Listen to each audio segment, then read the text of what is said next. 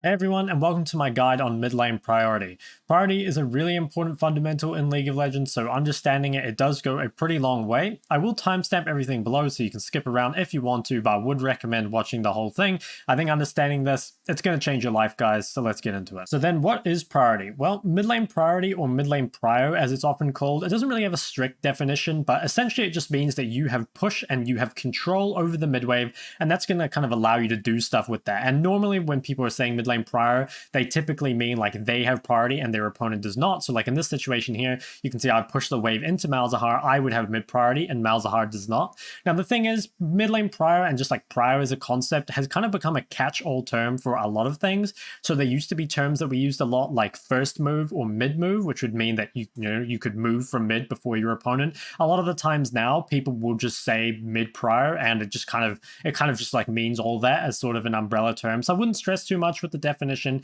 Basically, it just means that you have control over the wave, you have push over the wave, and you're going to be able to use that in order to make plays. So why is mid priority so important? Well, obviously it's the center of the map, and having mid priority makes it a lot easier for your team to make plays. It also makes it a lot easier to control the jungles or to control the river.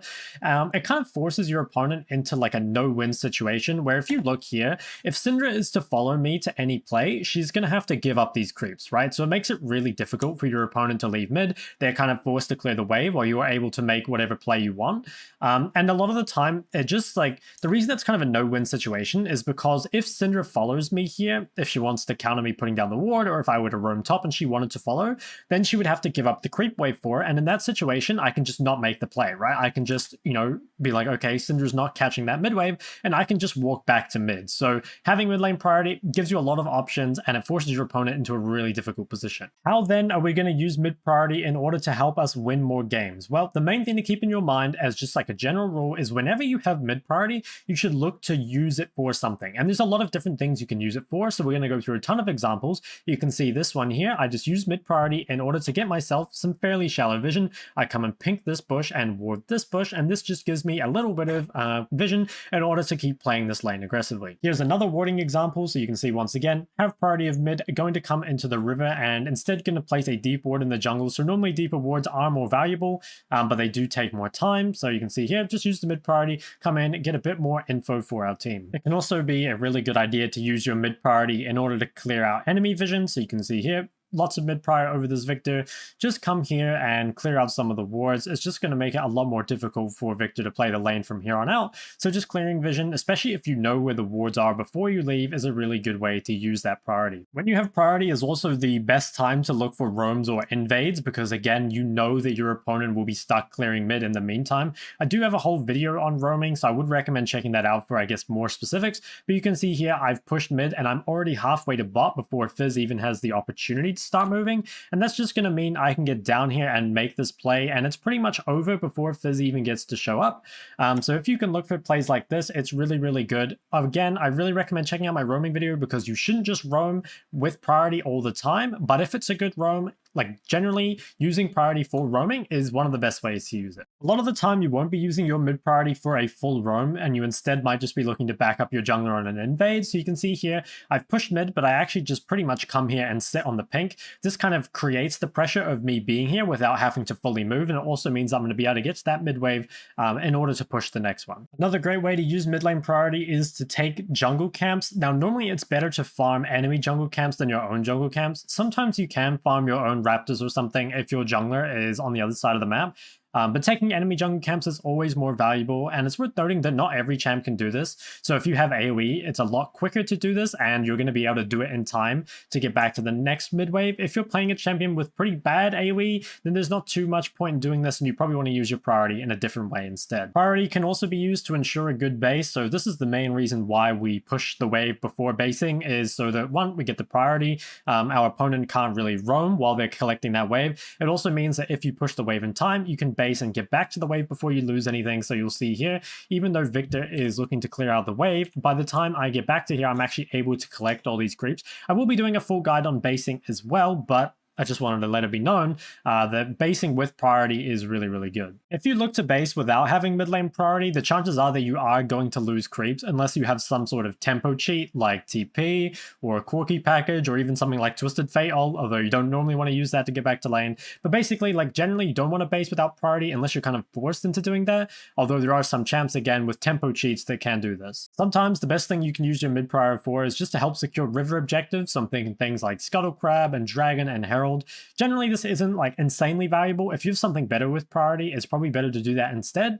But like while your team is doing Herald, especially, this actually is quite important. So you can see here, just come and sit on this pink, the enemy support Mundo comes up and checks. He's going to get his flash blown, and this is kind of the reason we're getting this Herald is a combination of mid and top priors. So if you actually look at the map here, you can see that Gwen has priority over top. That's why that's why she is here instead of Poppy, and I have priority over Lee Sin, which is why I'm here instead of him. And that just means it's a 4v2 on this Herald, and it's definitely a mistake for this Mundo to check in when they don't have prior over mid or top. Sometimes you might struggle to find stuff to do with your mid priority, and in those situations, one way to use it, if you just like literally can't find anything else to do, is just to come lean to one side of the map or hide in the fog of war. So you can see here, I kind of lean towards Aurelia, which pressures her, even though we're probably not going to do much here. Then after that, I just stand on this pink for a while, which just creates pressure on the map, as you can see here. And what you can do is you can just wait here until the next mid wave comes, and that way you're kind of pressuring the map as much as possible, but you're still able to get back to the next wave in order to get prior on the next wave, and maybe you can use that for something better. You can also look to harass your opponent under tower with your priority. This is kind of champ dependent because not every champ can harass effectively under tower, but you can see here that Silas is very, very low, and I'm going to be able to deny him off a lot of this creep wave. You have to be very careful when you do this because a lot of champions, especially mobile ones, will get ganked for doing this. You can see here, I'm playing a bit scared because they have an Evelyn that I was a bit worried about, but you can see there, I was able to use my priority to deny Silas most of that wave, so it certainly can be effective. And the last example I'm going to give of stuff you can do with your priority is just hitting the tower. Now, I think hitting your tower when your enemy opponent is still alive is one of the lowest pressure things you can do, because normally you can't just auto it a lot. But if your opponent is dead and you can just spam auto the tower, like you can actually get quite a lot of value out of that. It's still normally worth to do something else, like if you can get deep rewards or if you can base or something like that. That's pretty much always going to be more valuable. But this is still a way to get value out of your priority. So all those examples I just gave you were things that you can use your priority for. But the thing is, some things are just more valuable than others in terms of what you can use your priority for. So this is kind of my order of operations, or at least like a rough estimate of how I value things and like how I want to use my priority. So basing is definitely the most important thing. If you need to base, basing takes a priority over everything else. The reason is that you can't really pressure the map until you've based, like if you need to spend your gold or if you don't have any mana or you don't have any health or something like that. This doesn't mean that after pushing every wave, you just base. It means when you need to base, basing takes top priority. And I am going to do a separate video on basing, so don't worry about that. But just keep it in mind for now. The second thing is warding and clearing vision. The reason I think this is really important is because it's quite hard to keep using priority without vision. Like it's quite scary to push up the lane with no vision. Also, clearing enemy vision makes it easier to get priority because they're a bit scared to contest the wave. So in my mind, this is number 2. Now, roaming and invading and river objectives, I think these are like more situational because obviously you can't roam and invade off every roam or off every wave of priority, but they are really valuable, right? I don't think they're quite as valuable as these, but if you can get good roams and invades off, obviously they're very, very good. Farming camps, in my opinion, is quite a bit lower. Like I think these 4 here, they're very valuable. Farming camps is good, don't get me wrong, but like if you can do one of these things first, I think I would definitely go for them. It's also worth noting that it's a lot easier to farm camps, like if you have wards down already, because it tells you where the jungler is, it tells you if the camp's up and stuff like that. So again, these take priority, but warding or farming camps is quite good too. Now these last 2 here, hiding in fog or leaning to the side and hitting tower, these are both the lowest in kind of importance for me, and they're about equal, and it's more dependent on the kind of champ you're playing. So if you're playing a champion like Kiana, when you hide in fog or you lean to a side, if you're playing one of these roaming champions, you're very threatening, right? You're playing a Kiana, a Fizz, or a Zed. All these, they pressure the map very hard when they're missing, right? On the other hand, when those champs hit tower, they're kind of just showing, and it makes the rest of the map really just not scared of them, right? It's really safe. They see the assassin hitting the mid tower. They don't have to be scared at all. Now it's the complete opposite for some of the range champions. So if you take a champion like Victor, when Victor hides in fog, are you scared of a Victor roam? Well, I'm not. I'm not scared of Victor roams, but when Victor's hitting tower, like because he's ranged, because he can harass people under tower, that's a lot better use of his prior, and it's much more difficult for the enemy team to deal with.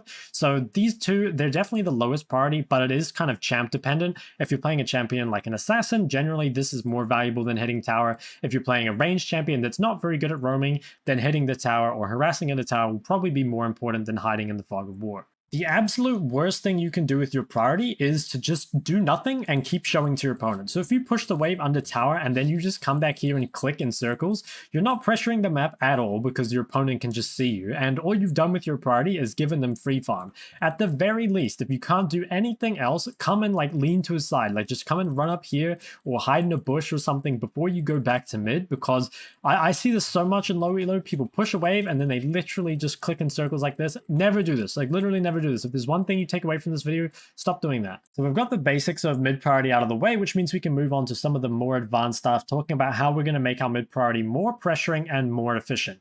One of the best ways to do this, especially if you guys would know this if you watch my roaming guide, is to try sync your pressure with your jungler or support. So you can see here, when I'm making a play, I'm running with my jungle or support. It's almost always better to roam or invade on the side that your jungler is on, because that means you can link up, and it means that if you get into a fight, you're going to have your jungler there as well. A really good habit to get into for making your mid priority more efficient is the one turn rule. So that basically means whenever you get mid priority, you have one turn in order to do one thing. You can say roam top and then come back to mid. You can ward and then go back to mid. You can't normally roam and then base and then go back to mid because it takes too much time. If you want to do two things at once, you kind of have to do them right next to each other. So you can see here, I warded and cleared a camp and I'm still able to get back to mid in time, but that's because they were right next to each other. If you say wanted to get a really deep ward above their red and farm the raptors, it's probably going to take too much time and you're going to end up giving up priority in the next wave, which is not what we want. Sometimes you'll be kind of late to the wave and you won't be able to use that wave of mid priority for anything. You can see here that if you look at the minimap, the next mid wave is almost here already. But instead of using this mid prior for something else, I actually use it just to get super prior on the next wave. So you can see that I am already clearing this wave when it's really, really far up, which means that, you know, this next wave of mine hasn't even taken a single point of damage yet by the time I've cleared this wave. And what that means is I get a ton of time in order to base or to ward or to roam. I can do anything with that. So if you don't have something to use your priority for, sometimes you can just use it to get super priority on the next wave instead. When you're using mid priority, you always want to keep an eye on the next mid wave, because the thing is you really want permanent priority rather than to kind of seesaw your priority. Like you don't want to have priority and then take so long doing something that you kind of give it back to your opponent. You can see here that I spent a long time walking up into this top river and I thought I was going to walk straight back to mid, but then I realized that, okay, Silas can be in this bush, which means I actually need to take the long way around.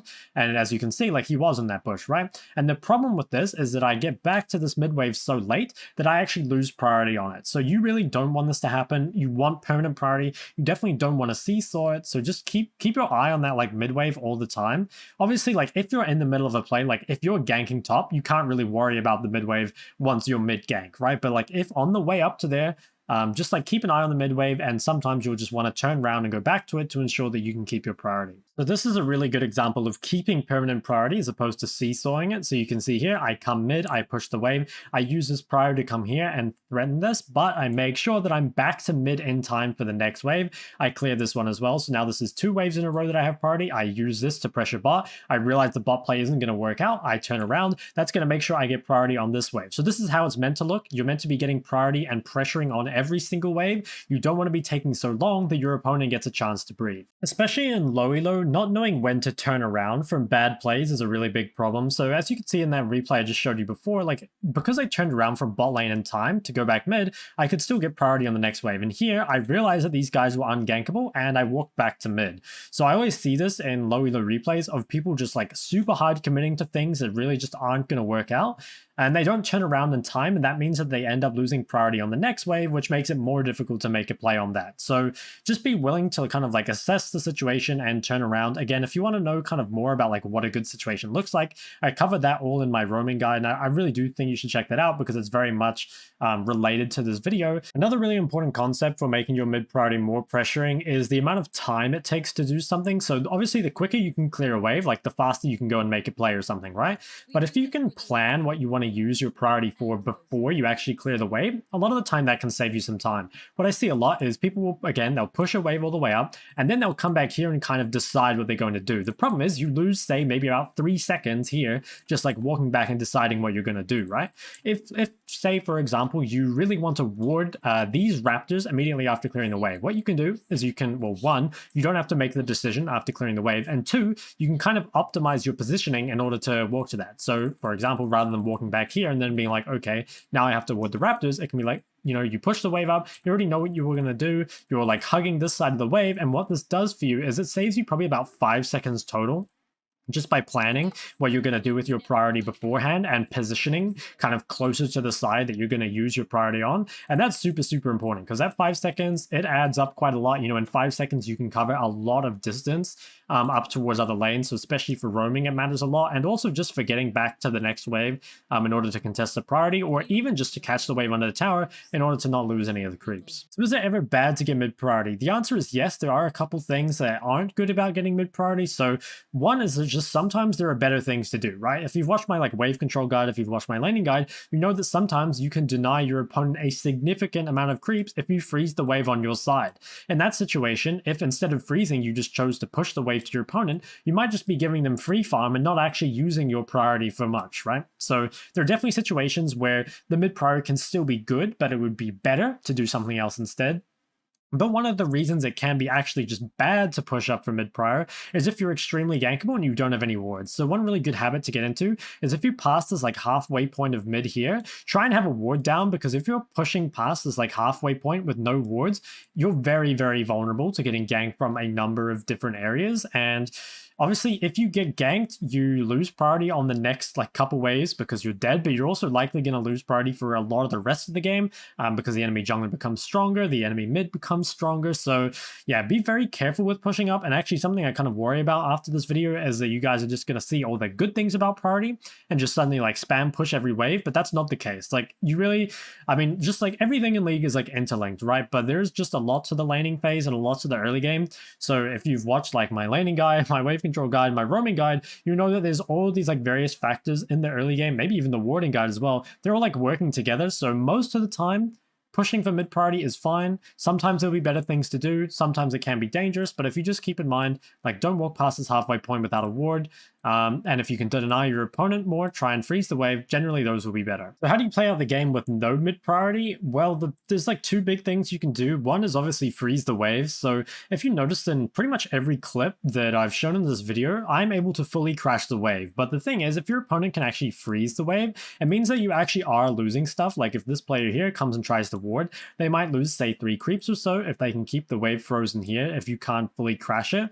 Or they might just be able to like free farm it here and kind of keep the lane in a position where they can't really crash it. This is like especially useful against melee champions because melee champions will find it very difficult to crash a wave that's this far up because they can't really auto attack the wave. So freezing is a really good way to kind of counter having no priority.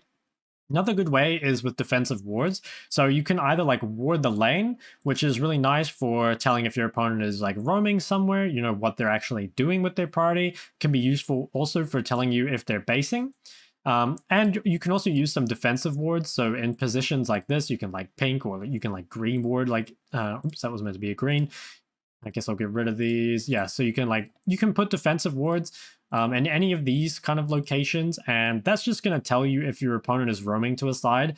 A lot of the time, your opponent will only be able to roam to one side. So like, for example, this might be a tank versus tank matchup. Like if this is Ornn versus Sion, like chances are they're not going to roam up here. And even if they do, it doesn't really matter, right? So in that case, like obviously you just want to ward to bot lane, right? And it can actually be the same where, let's say this is something like Riven versus Aurelia, chances are they're going to roam top instead. So you can shift your wards up here. It just gives you a lot of kind of control. It lets you know if they're going up. And they might not be able to gank bot because this could be something like, say, Ezreal's Seraphine or, you know, something Yumi. Something that's just like very good, has a lot of combat sums, you know, difficult to dive, those sorts of things. So mainly you just need to identify like which side are they going to play to and try place defensive wards on that side. And then if you can, try hold a free outside your tower. And the very last thing we're going to cover, and something that you guys ask a lot, is like, should you follow roams? You know, if your opponent is in the river, like, should you run into them, especially if you have no vision? Most of the time, no, and it's for a couple reasons. Like, one, if you're late to the play, a lot of the time you can't do anything. Like here, I'm actually quite a lot stronger than Akali, but as you can see on the map here, Akali is leaving this wave so much earlier than me that by the time I actually follow to this bot lane play, most likely it's just going to be completely over. In this situation, like, whether you're stronger or not, like, okay, if you're weaker, definitely don't walk into here. Like, if you're walking into an assassin with no vision and you're weaker, you're probably going to die. But if you're this far behind in tempo and your opponent is roaming already, then it's probably just better for you to push the lane instead. So all I do is I ping that Akali's there. There's nothing I can do. There's no way I can get to the spot play in time. So I'm just going to punish as much as I can. You actually see that Akali loses quite a bit for this. So she loses one full wave of creeps, which is like, you know, 100 gold or so. Even if Akali kills or gets kills bot, it's probably not going to be worth it. So she's losing one wave here. I'm getting a turret plate, which is another 160. I get a nice ward on the Raptors, and I then she's bot during this whole time. I deny another full cannon wave, so another like 120 gold or whatever. And I also get, I don't know if I got the plate gold here or not. Actually, I did. And then I come here and take the Raptors. So actually, Akali lost way more than she got in that play, right? And if I had just tried to run bot, I would have got there so late that it wouldn't matter. So most of the time, you don't want to follow roams if you're behind in tempo. If you're even in tempo, like if they're leaving and you're just like right behind them, especially if you're stronger than them, it's fine to face check them and follow them. But I guess it's just like if you're weaker 1v1, probably don't follow the roam and just look to punish instead. Or if you're really behind in tempo, like don't look to follow the roam, just like punch the lane instead. But otherwise, like you can follow the roam as just be whatever you're going to do, try and commit to it early, because you really don't want to be like not sure about it and then kind of fail to punish mid and also fail to, you know, show up in time. So just make sure whatever decision you do, you make it quick. But that's kind of my thoughts on that. It is a bit more situational, right? Like it can really depend champ to champ. But I wanted to put this in because I know like a lot of you guys find the situation kind of difficult. So guys, that is going to be it for this video. Hopefully you did learn a thing or two. I was actually pretty proud of how many examples I found for this one. So hopefully you guys have a really good idea now of how to use priority. I think a couple things I want to quickly add on to the end is that not every champion can get or use priority equally. You know, if you're playing a champion that's weak early in the 1v1, it's quite difficult to get priority, right? And also there are some champions that are just much better at using their priority than others, right? So don't try and like force an identity on your champion that doesn't fit it. You know, if you're trying to play, again, Victor like Kiana, that's not really going to work, and vice versa, right?